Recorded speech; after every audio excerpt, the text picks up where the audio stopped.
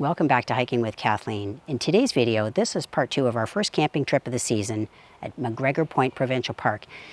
In the first video, you had a chance to see our paddling adventure down the Saugeen River. Well, in this video, you're going to have a chance to see a lot of the birds, reptiles, and mammals that I've had a chance to see while staying here at MacGregor Point Provincial Park. Stay tuned.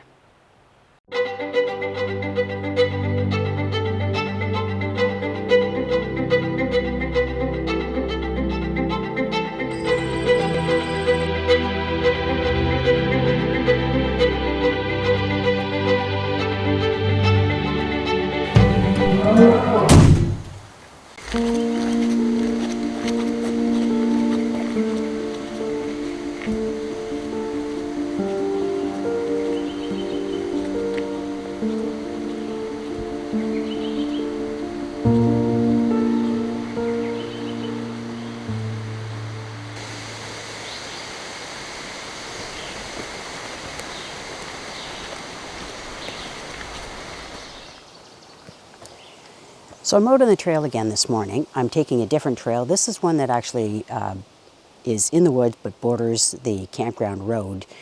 And there's some really interesting habitats throughout this park. And so I've had a chance to explore the area heading towards Lake Huron on a few different occasions. So that's what I'm doing today.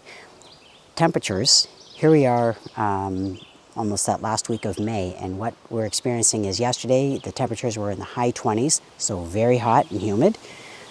Today the temperature is sitting at around 14 degrees Celsius, and I think the high is probably heading up to about 21. So it just means we get to, change our attire according to the weather. We're really glad that when we had our paddling day, it was really overcast, and so we had really good weather that way, because otherwise you're vulnerable out there and it's scorching hot if it's a high temperature. So I am going to take you on this walk through the woods today.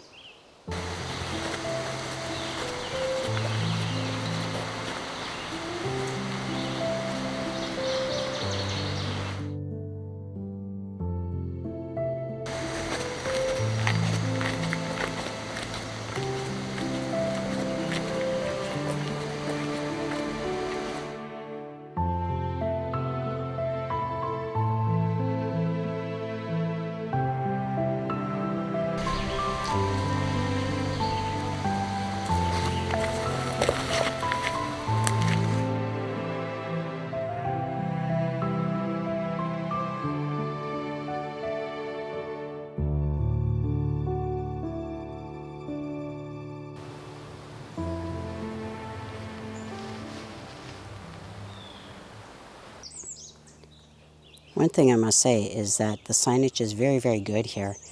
You have regular posts that show you the number, and the number represents different points on the map. And so I'm coming from Algonquin Campground. That's where we stayed this year. And right now I'm heading down a trail that's heading me towards Nipissing Campground. That's where we stayed last year. So anyway, I want to be able to experience some of the trails that are in that vicinity that I knew I really enjoyed.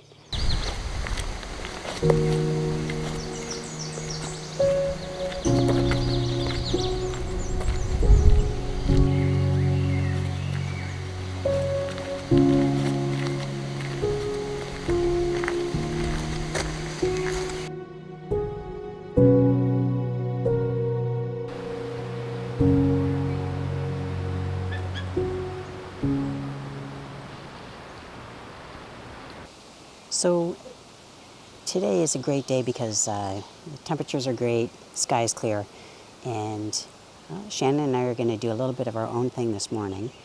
Last night we went for a walk down to the beach, and we enjoyed seeing the scenery. We didn't stay right till the end for sunset, but we had a chance to see the beauty of Lake Huron. And also I was able to point out to her the pitcher plant marl, where she took some photos because she's hoping to find some painting subjects, because art is a passion she has. Normally at home she will do acrylic paint, and while we're out traveling around it's much easier to pack up watercolor supplies, so she's going to delve into that a little bit today. And, you know, hopefully for the rest of the week, because I know that's one of the things she really looks forward to, is finding new subjects when we go camping, just like I look forward to finding new trails and new wildlife along those trails when I'm camping. So anyway, I'll continue on up towards Lake Huron.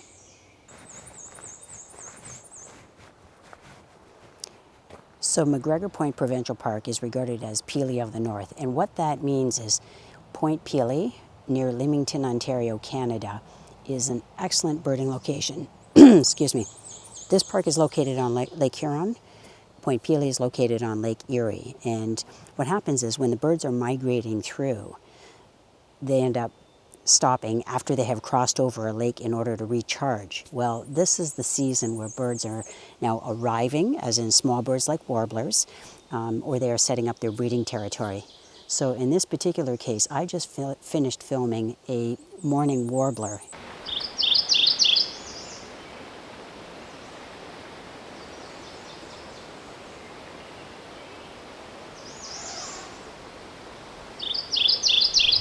And it was really doing a lot of singing. It even took the time to wait for me to change lenses. So let me explain what it is that I'm videoing the birds with. It is a 1 to 500 millimeter lens, an RF Canon lens, and what I have purchased recently is this part here. This is a 2x extender, and that 2x extender now makes this 1 to 500 millimeter lens a 400 to 1000 millimeter. So it doubles the distance, but it really reduces the short focus, so the macro ability that I've been using it for when I've filmed snails and caterpillars and things like that. So now things have to be pretty far away in order for me to actually first use it. And I find it really dumbs down the tracking ability. It's also not very good in low light. So there are some drawbacks, but I mean, hey, it made for some great videography. I could not use it the other night when I was filming a woodcock at night because low light, it just saw black. And woodcocks are nocturnal birds. So I just switched out, got that 2x extender off and just put the 1 to 500 on, and I was able to film a little bit of footage before it became too dark for this lens. Yeah, it's widest open f-stop is 4.5, and I don't know what it becomes with the 2x extender, but it needs a lot more light. So anyway, I am just enjoying the bird song that's going on right now. It's about 10 in the morning, so it's not incredibly early, but the birds are very active right now. It's still cool, it's comfortable, it's probably, I don't know, maybe 18, 19 degrees Celsius. And the bugs aren't too bad right now. So anyway, I hope you're enjoying this too.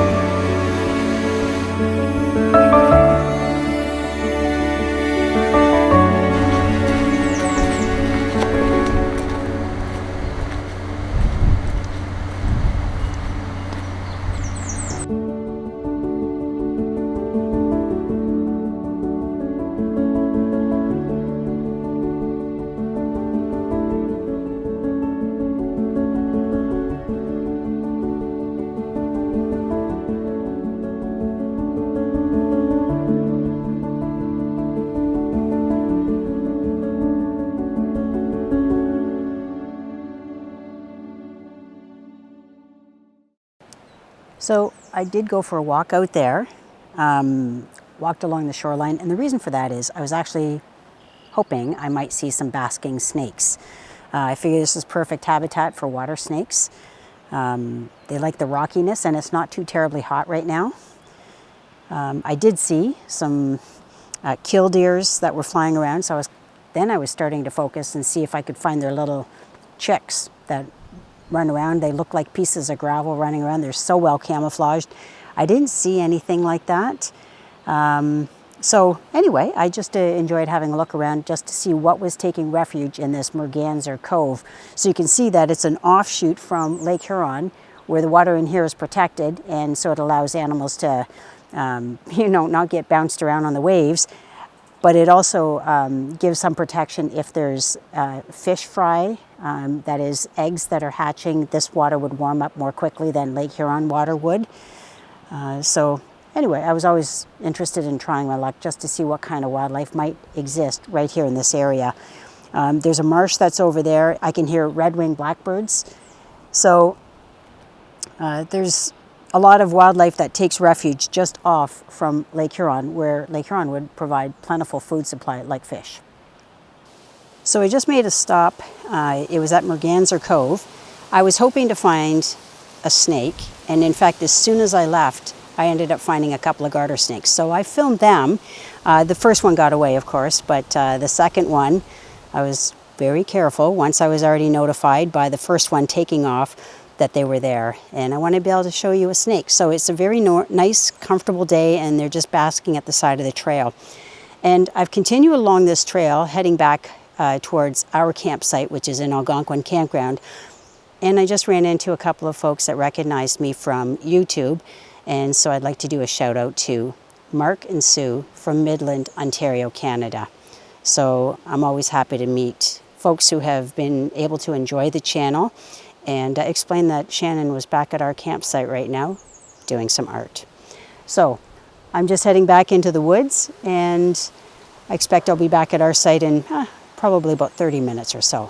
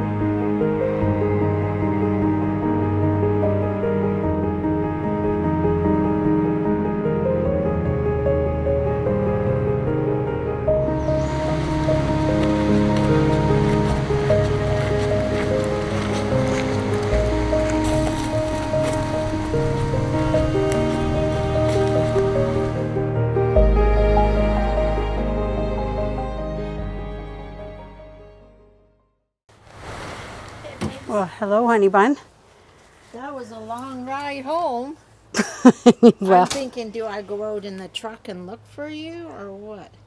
well, that's why I thought I'd give you a call, say an hour ago or so. So we're recording. Oh my God. So I want to tell you what I had a chance to see. No. Besides the garter snake, okay, so besides Okay. that, so I was walking along, not far from that, it's like that cove area, Merganser's Cove. So I'm walking along the pathway, and I hear a Veery.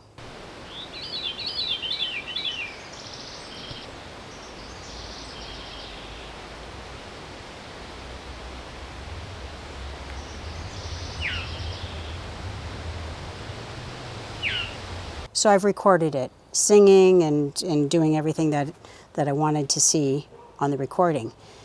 So there's a marshy area that it's singing over, and as it turns out, this is the trail. I happen to look back and I see something dark, a mammal, dark on the trail that's running towards me, sees me, cuts off into the woods to where the marshy area is. So I have no idea what it is because it did not run like a raccoon. It did not run like a bear cub because those have sort of uneven gaits. This ran more like a little dog, sort of like a fox, but it was dark colored. It wasn't a red fox color. So there's some other folks that came along that are volunteering here on the weekend for the festival. And they said, are you looking for something? Because I was kind of going back and forth thinking, okay, it's there. Is there something it left over there so I can sort of see if there's young with it or whatever? So I described it to them because they're from the area. And they said, could it be a fisher? And I said, yeah, but that would have sort of a... Humpback. No, but it would have a loping gait like a weasel because that's the member of the family. Right, yeah. So I don't know what it is. So I guess... Is it a porcupine? No. Porcupines don't run. They might run. Have you ever seen a porcupine run? Maybe they waddle. So that's why I just want to turn that over to you and see if maybe there's something you can suggest. I asked the folks that stopped.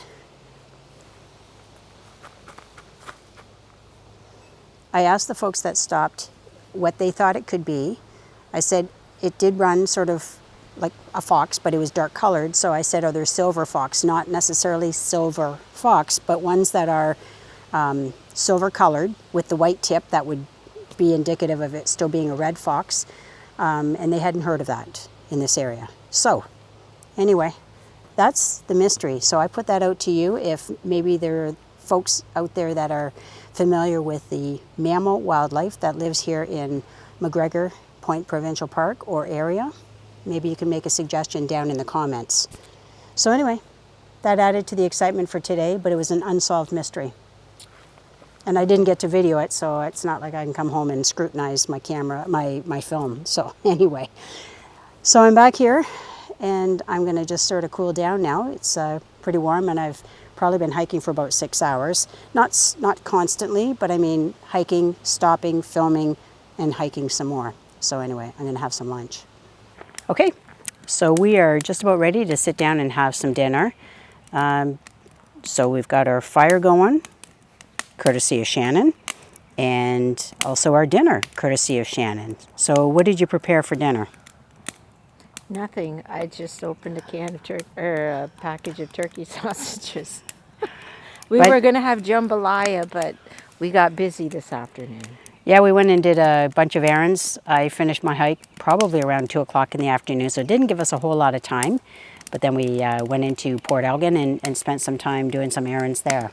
So anyway, so we're looking forward to sitting here by our bonfire and having some dinner. And I guess that's almost ready for me to take off the grill now. I think so. Yeah.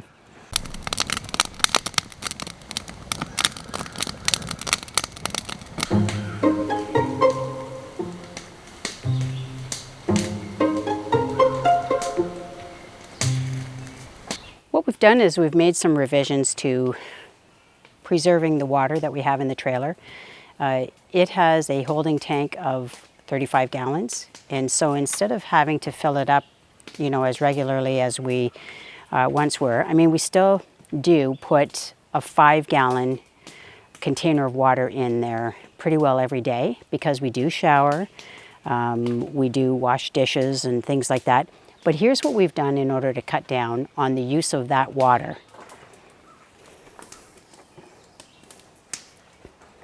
We allow our dishes to build up over the course of a day, so it has like my breakfast coffee and things like that in here. And then we use the water in a 5-gallon jug that we just wheel down to the water tap, fill that up. We use that water to boil and you know, use that as our dishwater. And the water that we consume inside, I've mentioned this before, we bring 5-gallon jugs and we bring them from home. So that's our potable water. And this is the water that we use for, washing dishes. But we boil it, we use that water outside, and that way it's not taking from the amount of water that we are storing in the storage tank. So we're having to fill it a lot less. And that is a nice family picture. And Miley likes the way we do our dishes now, right? That makes all the difference in the world to her. Say red squirrel.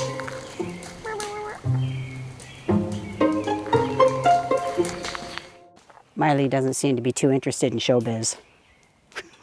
She knows, because we've told her that she has fans, but she doesn't seem to be particularly attuned in terms of how to interact with her fans or how to earn more fans. So I'm sorry, it's just her attitude. She's very independent. She hardly cares that we're here too. Are you ready? Okay.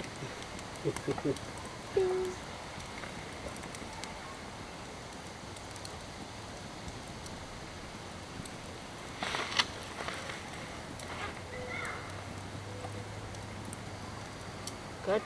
Mm-hmm.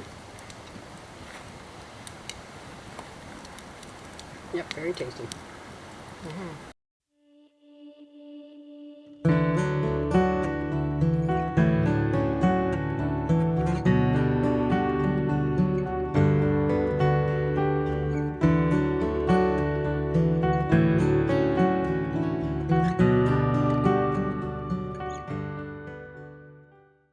I went to the pitcher plant marl and I noticed ducklings running around looking kind of frantic without their mother. Well, it turns out she was being pursued by a male mallard. And as soon as she had a chance, as soon as she was able to sort of break away from him, she came back to her brood of ducklings. So what happens is she's very vulnerable when she doesn't have a male protecting her.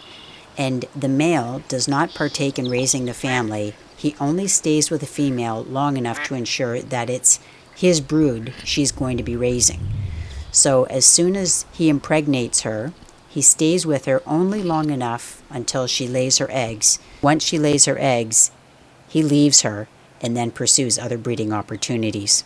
In fact, he was just taking a break from guarding a female he was already waiting on until she laid her eggs.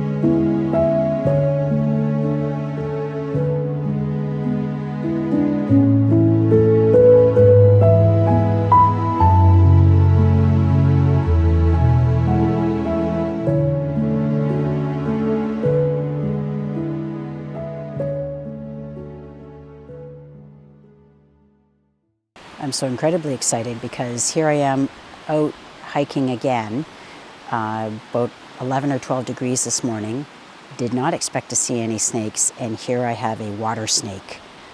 This is very exciting just to find it, alongside the trail here. Looks like a stick, so it easily blended in with its surroundings. And water snakes are snakes that tend to eat fish, frogs, things that live in and around the water. So there's rare times that I see them because they hang out so close to the water usually. But that's because if they hang around the edge of the water, whether it's a stream, a river, a lake, it's because they're in pursuit or in the hopes of pursuing animals that live in the water. Here are some interesting things about non-venomous snakes, and you can see that in the image I'm providing here. Non-venomous snakes have round pupils. Venomous snakes have vertical pupils. Venomous snakes have fangs, and those fangs have venom in them to subdue animals that are hard to catch, like mammals.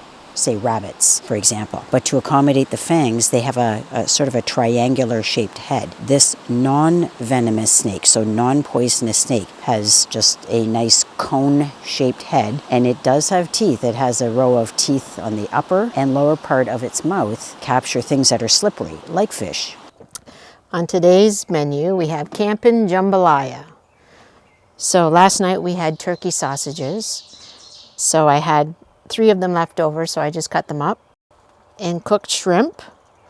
We have red and green peppers. We have corn. We have garlic. We have onions. We have a can of tomatoes, stewed tomatoes, and lots of spices. This frying pan is new to us this year. Friends of ours, Rod and Maria, they have one, and they said it was quite handy. And it is, because the cook stove doesn't take big pans. So this is great. It holds a lot. We can have leftovers. And it has a setting up to 400 degrees. So I'm hoping that this is just going to take maybe 20 minutes to cook, and we'll be eating.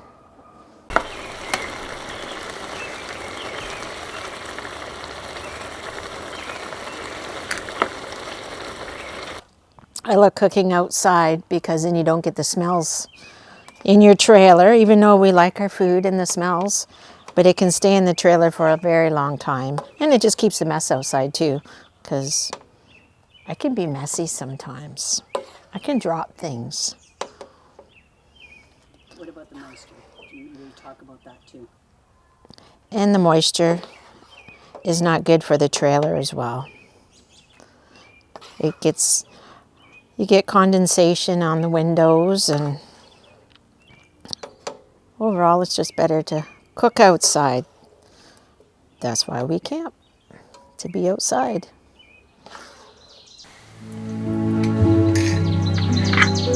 Oh my God, that's really good.